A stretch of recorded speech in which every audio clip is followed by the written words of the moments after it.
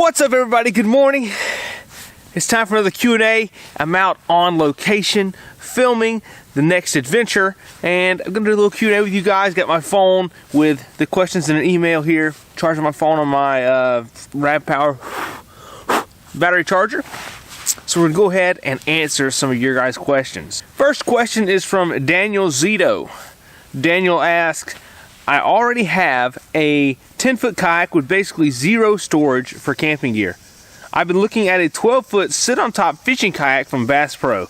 Do you think this will work well for kayak camping in shallow rivers and creeks, being that it is so much heavier and designed to be fished out of? Yes, Daniel, I think it will work much better than what you have.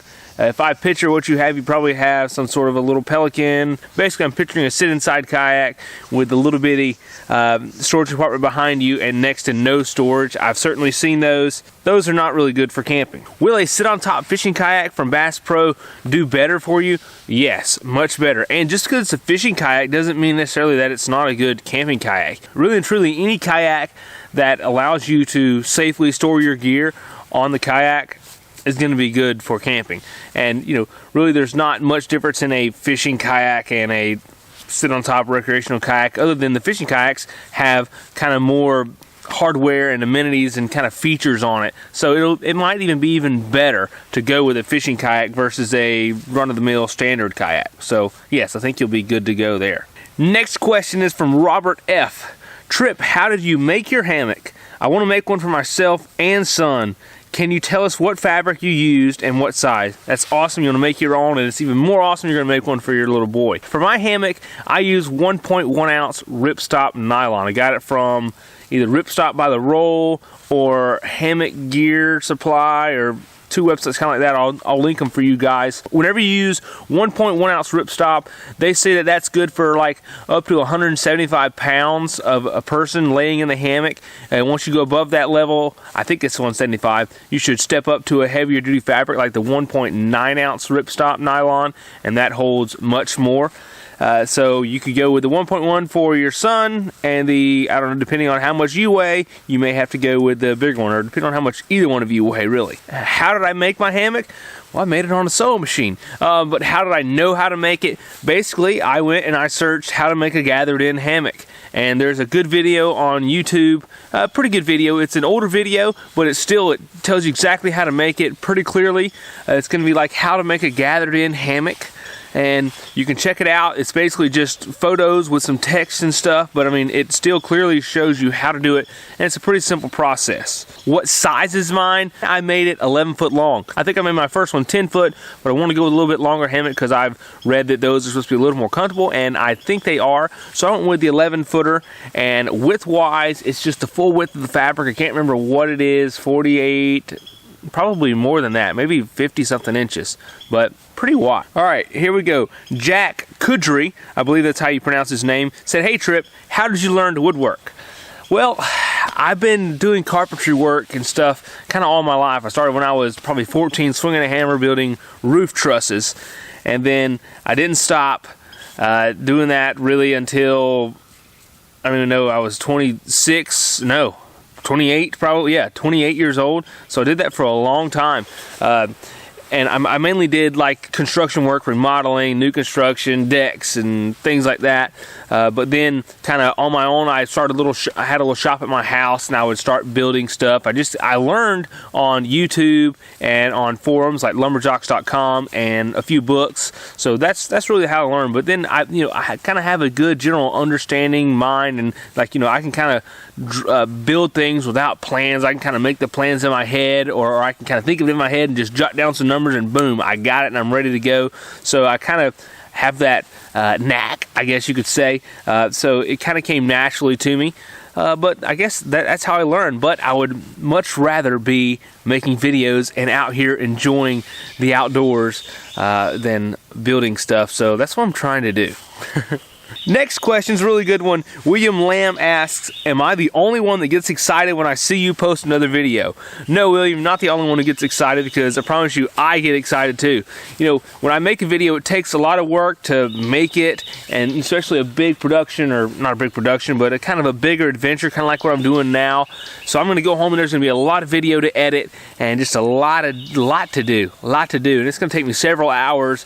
And you know, as I start making the video and it starts coming together and I either like it or I'm not really sure about it, you know, I get excited about wanting to post it, and then once it does go live, you know, I'm really excited and just really relieved, like a weight's come off my shoulders, like I've got it done. It's just a great feeling. And then when I put it out there for everybody to see and everyone starts commenting on it and thumbs upping it and just liking it and just, you know, talking good things about it and watching it, makes me feel great. So no, you're not the only one who gets excited. I get excited too, buddy. Next question is from Roy Mandel.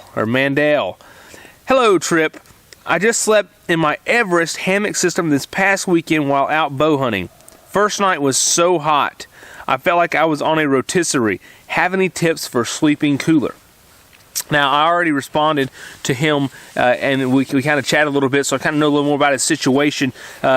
He has, I believe, a double hammock, which means the bottom layer is 2 layers, and he has a bugnet, integrated bugnet in there as well. And I believe the weather was, of course, warmer whenever he was camping, so he didn't need an underquilt and things like that. So just wanted to, you know, stay as cool as possible. And that's one thing that I like about a hammock is a lot of times I am camping in the summertime, and I can stay cool in it. But some of the things that make you hotter is, like I've talked about in my mosquito net video, is when you have the bug net that is integrated and just, you know, encapsulates you in, or whatever, however you want to say that, just surrounds you and is attached to your hammock. That's going to trap in extra heat. Not only is it going to trap in extra heat, but it's going to slow down or stop any breezes that are coming through that would be cooling you. Okay, and then on top of that, if you have a double layer hammock, hammocks can be great for some things, but I like a single layer hammock mainly because I can stay cooler. You know, that double layer, it you know, slows down the airflow as a breeze comes under your hammock to cool you off. So if you switched to a single layer hammock or just took the bug net off, you could do that, and I believe you will be much cooler. So there you go. That's my take on that. Felt like he was on a rotisserie. You know, I don't think I've ever been super hot in my hammock. No, I've never been super hot. Thank goodness. I have been cold though. I was warm last night, pretty warm, once I sat in an Indian style and got my feet closer to me because my feet got cold. Alright, next question is from The Chosen Dude. He asks, would you consider doing one-day subscriber trips? Not everyone can get a few days off work, but some of us would still love to go out for a fun day paddling with others. Start early, finish in the afternoon. Would open the idea up to some cool places where a big group overnight camping isn't practical, like Marshmallow Pond, Orange Beach, Perdido Pass, Johnson's Beach, Big Lagoon, etc. Yes, I would love to do some day subscriber trips because, like you said, that will make it where more people could go and I'd get to meet more of you guys, which would be awesome to me, and just hang out. So yeah, that's definitely something I would like to do. One place I would enjoy doing it would be the Coosa River, where I recently went and enjoyed the rapids. That would be very much fun, and also it's a place where they rent kayaks there, so even if I have some people in the audience who don't have a kayak, they still want to go, they can come down and hook up. But like Merritt's Mill Pond, that's a great suggestion. That would be a really great place and just beauty that I think everyone should experience. And then places like the beach would be awesome too. So yes, I think we may do some of those in the future.